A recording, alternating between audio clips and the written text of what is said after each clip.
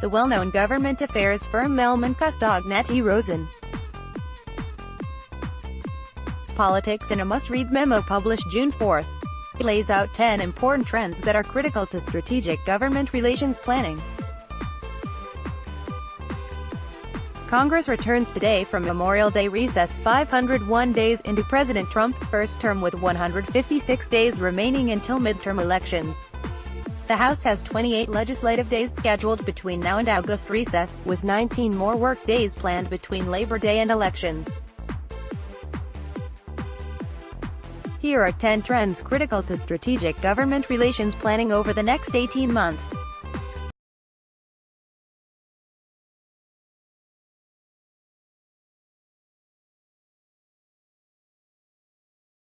He promised to shake up business as usual in Washington and around the world, and he is delivering. Trump has hired more unconventional lieutenants, fired more senior staff and cabinet officials, and encouraged more internecine competition among advisors than any president in modern memory. He is intentionally unpredictable and views controversy as a strategic opportunity to be leveraged. The team advising the president on day 500 is more disruptive, less traditional than that in place on day 50. Establishment advisors such as Gary Cohn, economics, and H.R. McMaster, national security, are gone, with a much more hawkish John Bolton leading on security, NAFTA China skeptics Peter Navarro and Bob Lighthizer running point on trade, and former TV pundit Larry Kudlow in front on economic policy. The president promises to become more aggressive on immigration, border wall, trade, tariffs, China and prescription drug prices. 960 days remain in his first term.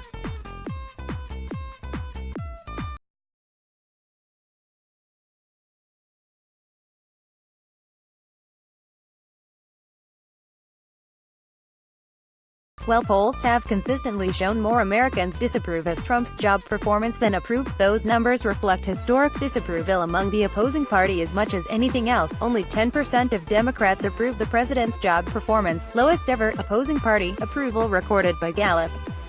Trump's 36% job approval among independents on day approximately 500 is also low, consistent with Truman's 28%, Ford's 38%, Carter's 40%, and Clinton's 42%.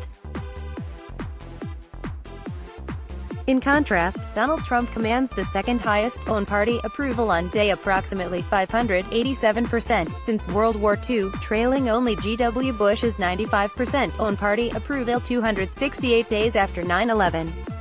See chart. For comparison, 79% of Democrats approved of President Obama's job performance on his 502nd day. Trump has likewise shown remarkable constancy in his approval ratings, with less volatility in job approval ratings than any prior president in the polling era. Trump's floor and ceiling appear remarkably inelastic. Some of President Trump's high GOP support and intense disapproval among Democrats results from his enthusiastic flouting of political correctness, especially via Twitter.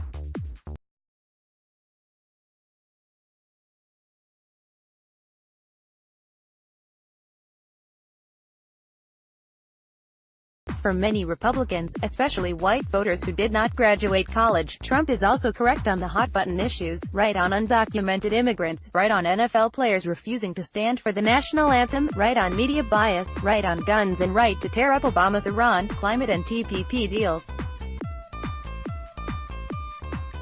For other Republicans, while the unpresidential tweets are objectionable, there is nevertheless a positive signal within the noise.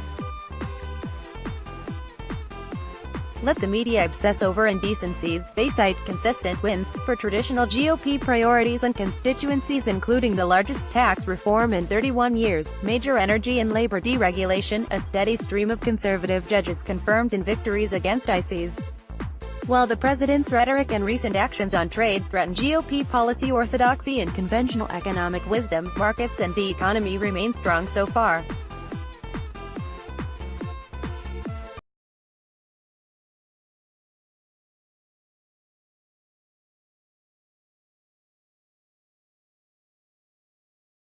The Republican Party is kinda taking a nap somewhere.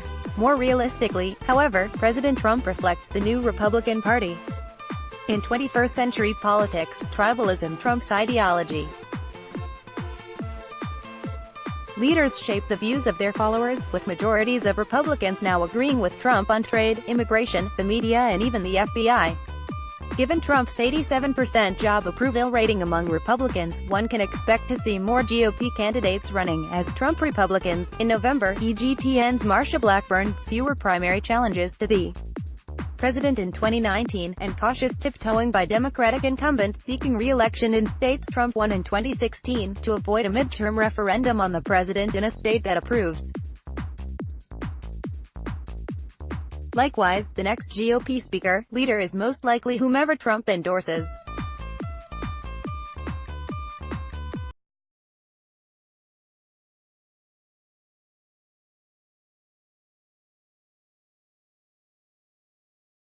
Beyond that, however, thems are a House divided, rapidly shifting leftward.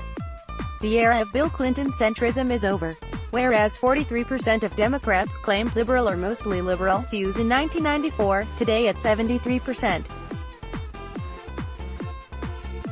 Only 32% agreed immigration was good for the U.S. back then versus 84% now. Many of Clinton's signature accomplishments, work for welfare reform, tough crime bill, NAFTA and China PNTR, Bank DREG, Don't Ask, Don't Tell, are anathema to today's Democrats, as is the response to the This transformation is a long-term trend that's accelerating. Whereas 69% of Democrats said they prefer elected officials who compromise with people they disagree with in 2017, that fell to 46% in 18. Pew. Already at least 9 of 49 sitting Democratic senators may run for president in 2019, a primary contest sure to push candidates to the left given the critical importance of progressives' energy, activism and resources. And Democrats' House leaders, averaging 78 years old and in office for the past 15, face growing pressure to make way for a new generation.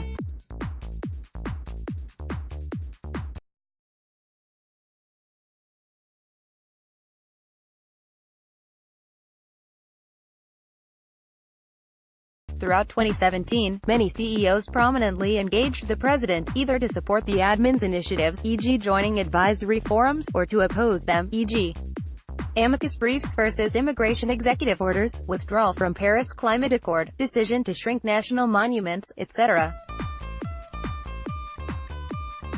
While CEOs continue to engage the White House, most are taking a lower profile in 2018, either meeting with senior staff, such as the USTR, or privately.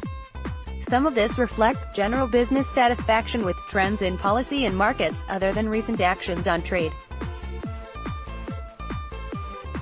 As The Economist observed in its cover editorial May 24, the people who run companies have made their calculations about the age of Trump. On balance, they like it.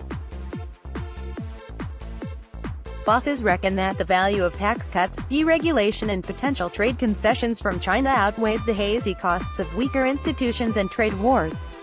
Yet, CEOs' lower profiles with this White House also reflect meaningfully increased political activism by customers, millennial employees and social media mobs. There are far greater expectations for business leaders to engage on social issues, and far greater risks for getting it wrong. Partisanship is bad for business, and personal engagement with controversial politicians are quite often unnecessary.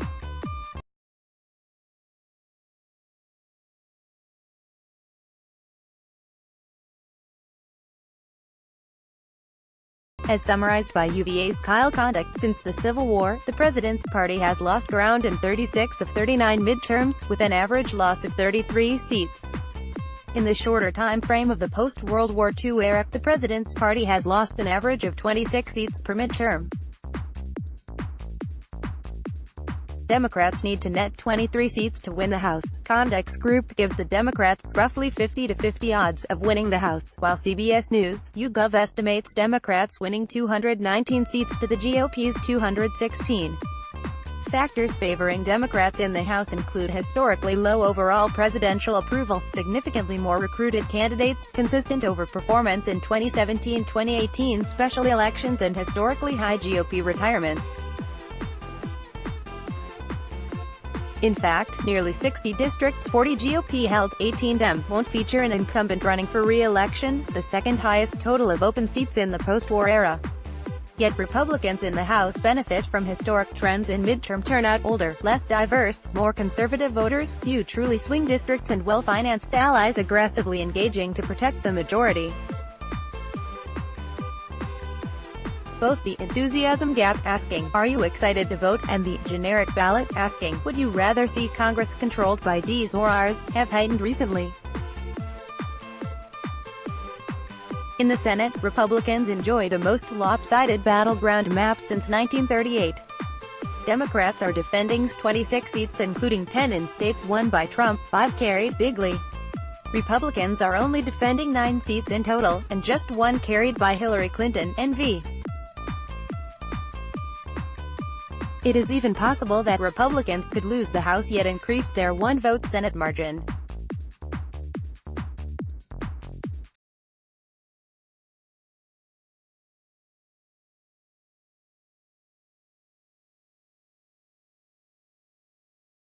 GOP leaders in both the House and Senate threatened to shorten August recess and add to the 47 scheduled legislative days before the election. Yet that move, along with everything else, will be based on electoral considerations. Senator McConnell's top policy priority in 2018 is confirming as many lifetime judicial nominees and Trump administration officials as possible. Congress also needs to pass new spending bills for FY19, to avoid a 9/30 shutdown, and to fund the National Flood Insurance Program, expires 7/31, Farm Bill, 9/30, FA Authorization, 9/30, Animal Drug User Fees, 9/30, National Defense Authorization, 12/31, and Pandemic. While history suggests neither party would seek a shutdown 40 days before an election, we live in an age of disruptors, with an immigration, border wall showdown plausible. Additional legislation may see action in 2018, including CFIUS, export control reform, the Water Resources Development Act, opioid crisis legislation, and Intelligence Act reauthorization, among others. Odds are high that the House will vote on several immigration bills, with relief for so-called dreamers seemingly the most likely to pass. However, it is hard to see the Senate tackling bipartisan immigration reform before the 2018 election. Oversight committees will remain active on the opioid crisis, social media platform responsibility, and prescription drug costs, among other hot-button issues. Too often lost amidst the political drama are major cases before the U.S. Supreme Court. SCOT-US will decide 29 cases by the end of June, with profound implications for business, society, and elections. Most prominent among these are questions over the constitutionality of Trump's travel ban, police cell phone location tracking, whether religious freedom allows for LGBTQ discrimination, whether states can compel collection of sales taxes by out-of-state online retailers, whether unions can force workers to pay dues, and the constitutionality of partisan gerrymandering. –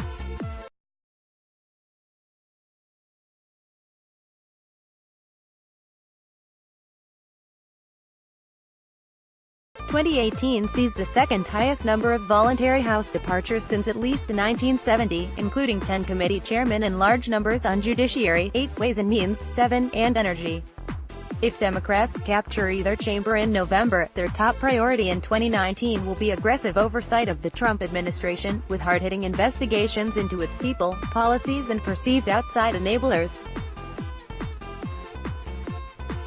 Non-stop drama and breathless cable coverage will be the rule, especially if Special Counsel Mueller alleges wrongdoing. Democrats will look for ways to differentiate their policy positions from the president ahead of 2020, likely proposing aggressive crackdowns on prescription drug costs, a push for an Internet Bill of Rights, privacy net neutrality, reversing Trump tax cuts, and focus on climate change.